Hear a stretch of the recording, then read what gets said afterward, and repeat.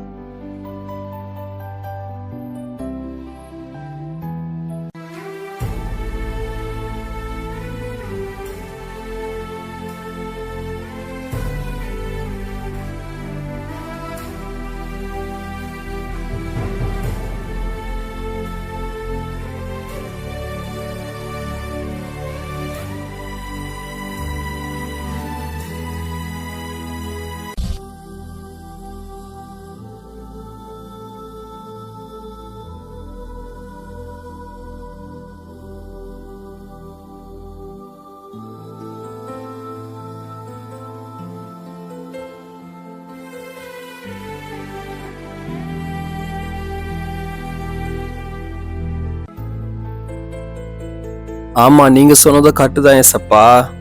நான் அந்த சர்ச்சுக்கு போறதுக்கு முன்னாடி ரொம்ப கஷ்டமான வாழ்க்கையை வாழ்ந்துட்டு ரொம்ப கடன் பிரச்சனையோட சமாதானம் இல்லாம தான் இருந்தேன். அந்த சர்ச்சுக்கு போயிட்டு அப்புறம்தான் இந்த அளவு சமாதானமா இந்த அளவு செழிப்பா மாறினேன். கரெக்டு தான். ஆனா நான் வேற சர்ச்சுக்கு போனாலும் அப்படித்தானே இருப்பேன். அது எப்படி மகனே? நான் உன்னை நடத்தக்கூடிய ஞானத்தையும் நீ ஆசுவாதமா இருப்பதற்கு உனக்கு போதிக்கக்கூடிய ஞானத்தையும் நான் உனக்கு கொடுத்திருக்கிற ஊழியக்காரருக்கு தான் கொடுத்திருக்கேன். வேற சபை ஊழியக்காரங்களுக்கு அவங்க சபையில இருக்கிற ஜனங்களை நடத்தக்கூடிய ஞானத்தை தான் நான் கொடுத்துருக்கிறேன். நீ வேற சபைக்கு போனா நீ இந்த அளவுக்கு ஆசுவாதமா இருப்பியாங்கிறது சந்தேகம்தான். ஹாய், இந்த வீடியோட ஃபுல் வீடியோ பார்க்கணும்னா நம்ம சேனல் லோகோ கீழே ஒரு ப்ளே பட்டன் இருக்கும், அதை கிளிக் பண்ணி பாருங்க. தேங்க்யூ.